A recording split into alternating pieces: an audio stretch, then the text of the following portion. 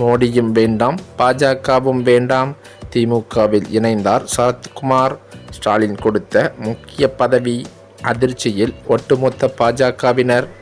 கடந்த காலங்களிலெல்லாம் திமுக, அதிமுக கட்சிகளில் பயணித்த நடிகர் சரத்குமார் அவர்கள் 2007ஆம் ஆண்டு சமத்துவ மக்கள் கட்சியை தொடங்கினார்.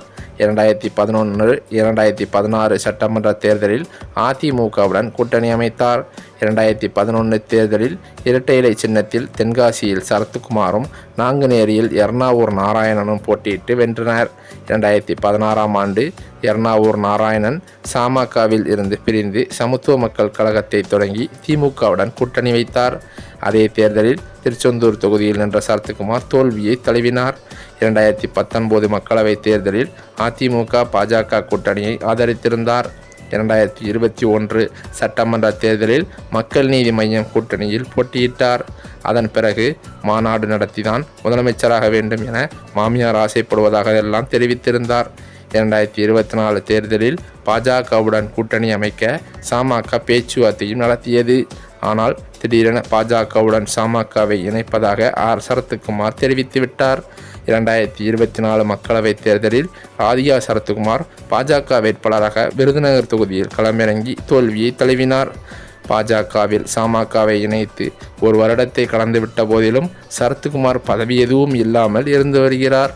பதவி எதுவும் இல்லை என்றாலும் நாள்தோறும் பல்வேறு விவகாரங்கள் தொடர்பாக சரத்குமார் தொடர்ச்சியாக அறிக்கைகள் வெளியிட்டு ஆக்டிவாக இயங்கி வருகிறார். பாஜகவில் ஒரு பக்கம் பார்த்தால் அரசியல், மறுபக்கம் சினிமா பயணிகள் என தொடர்ச்சியாக பிஸியாக இருந்து வருகிறார்.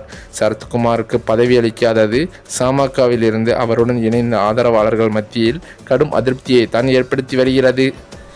இதன் காரணத்தினால் ஒவ்வொரு மாவட்டமாக சென்று நாட்டாமையின் சமத்துவ விருந்து என்று வைத்து ஆதரவாளர்களை சமாதானப்படுத்தினார். இதனிடையே சரத்குமாருக்கு கடந்த ஏப்ரல் மாதம் தேசிய பொதுக்குழு உறுப்பினர் பதவியும் வழங்கப்பட்டது. இந்த நிலையில் தற்போது பாஜக மாநில பொறுப்பாளர்கள் பட்டியலை தேசிய தலைமைக்கு அனுப்பி மாநில தலைமை ஒப்புதல் வாங்கியிருக்கிறது. அதில் கராத்தே தியாகராஜன், பால் கனகராஜ், ராமசீனிவாசன் ஆகியோர் மாநில துணைத்தலைவராக நியமிக்கப்பட வாய்ப்புகள் உள்ளன. மேலும் எஸ்ஜி சூர்யா, அமர் பிரசாத் ரெட்டி, ஜி.கே. நாகராஜ் ஆகிய வேறு இடம்பெற்றுள்ளதாகவும் கூறப்படுகிறது. அதே சமயம் சரத்குமார் மாநில பொறுப்பாளர்கள் பட்டியலில் இடம்பெறவில்லை என்பதும் குறிப்பிடத்தக்கது. இந்த சூழ்நிலையில் கடந்த சில மாதங்களாகவே சரத்குமாருக்கு எந்த பதவியும் தரப்போகிறார்கள், தேசிய அளவில் மிகப்பெரிய பதவி கொடுப்பதாகவும் பேச்சுக்கள் அடிபட்டதே தவிர அவருக்கு எந்த ஒரு பதவியும் இதுவரை பாஜக ஒதுக்கவில்லை. இது மட்டுமல்லாமல் சமூக வலைதளங்களிலும் வரும் தகவல்கள் முழுவதுமே பொய் என்ற செய்தி வெளிவந்தவுடனே மன வருத்தத்தில் இருந்த சரத்குமார் இந்த மோடியும் வேண்டாம், பாஜகவும் வேண்டாம் என்று அதிரடி முடிவு எடுத்து விட்டதாக சொல்லப்படுகிறது. மேலும் விரைவில் பாஜக கட்சியிலிருந்தே விலக இருக்கிறார் என்ற தகவலும் அவரது நெருங்கிய வட்டாரங்கள் வெளியானன.